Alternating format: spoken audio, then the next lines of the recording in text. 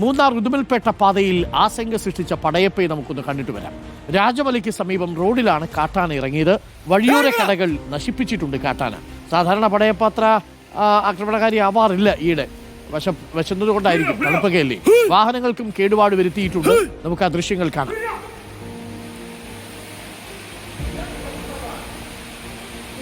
പടയപ്പ ഇറങ്ങി കടയിൽ കയറി എന്തെങ്കിലുമൊക്കെ കിട്ടുമെന്ന് നോക്കിയതാണ്. അങ്ങനെ കടയൊക്കെ ആശ നശിപ്പിച്ചു. അവിടെ നിന്ന് ബസ്സൊക്കെ കുത്തി, അവിടെ നിന്ന് ചെറിയ വാഹനങ്ങളൊക്കെ കേടുപാടുകളും വരുത്തിയിട്ടുണ്ട് എന്നാണ് മനസ്സിലാക്കുന്നത്. ദൃശ്യങ്ങളാണ് പ്രേക്ഷകർ കാണുന്നത്.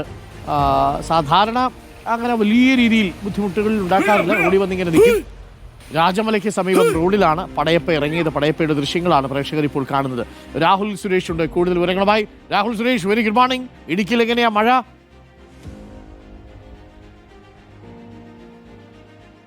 Very good morning doctor Arun. ഇടുക്കിയിൽ രാവിലെ മഴ മാറി നിൽക്കുകയാണ്. ഇപ്പോൾ ഒരു ഇരുണ്ട് മൂടിയ ഒരു കാലാവസ്ഥയാണ്. മഴ പ്രതീക്ഷിക്കുന്നുണ്ട്. പക്ഷെ നമ്മളിപ്പോൾ ഉള്ളത് കട്ടപ്പനയിലാണ്. രാവിലെ മഴ മാറി നിൽക്കുകയാണ്. ഇന്നലെയും ഇന്നുമൊക്കെയായി ഇന്നലെ രാത്രിയൊക്കെ വലിയ മഴയായിരുന്നു. ഇന്നലെ രാവിലെ നമ്മൾ മണ്ണ് കൃഷിഭൂമിയൊക്കെ ഒലിച്ചു പോയ വാർത്തകളൊക്കെ നമ്മൾ കണ്ടതൊക്കെയാണ്. പക്ഷേ രാവിലെ എന്തായാലും മഴ മാറി നിൽക്കുന്നത് ആശ്വാസകരമാണ് ഡോക്ടർ അരുൺ. ഓക്കെ, അപ്പൊ നമ്മുടെ പടയപ്പ എങ്ങനെ രാജമലയിൽ നിന്ന് മാറിയോ അതോ അവിടെ തന്നെ നിൽക്കുകയാണോ? ഇപ്പോഴും കയറിപ്പോയോ പടയപ്പ?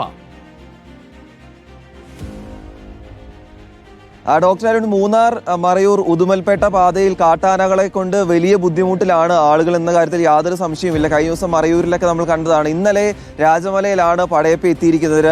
പടയപ്പയുടെ ഒരു പ്രധാനപ്പെട്ട ഇടം കൂടിയാണ് രാജമല. അതിന് കാരണം ഇരവികുളം നാഷണൽ പാർക്കൊക്കെ ഉൾപ്പെടുന്ന ഒരു സ്ഥലമാണ് രാജമല. അപ്പോൾ ഈ വിനോദസഞ്ചാരികൾക്ക് വേണ്ടിയിട്ട് ഈ സാധനങ്ങളൊക്കെ കൊണ്ട് കുറേയധികം കടകളൊക്കെ അവിടെ പ്രവർത്തിക്കുന്നുണ്ട്. ഇന്നലെ തകർത്ത കടകൾ ഉള്ളതും ഈ രാജമലയിൽ തന്നെയാണ്. അത് തകർക്കാൻ കാരണം അരുൺ സൂചിപ്പിച്ച പോലെ തന്നെ പടയപ്പയുടെ വിശപ്പ് തന്നെയാണ്. അതിന്റെ തുമ്പിക്കയൊക്കെ നീണ്ടിരിക്കുകയാണ്. അപ്പോൾ ഈ തുമ്പിക്കൈ ഉപയോഗിച്ചുകൊണ്ട് ഈ കടകൾക്കുള്ളിൽ പൈനാപ്പിളും അതേപോലെയുള്ള ഈ പഴങ്ങളൊക്കെ ഉണ്ട്.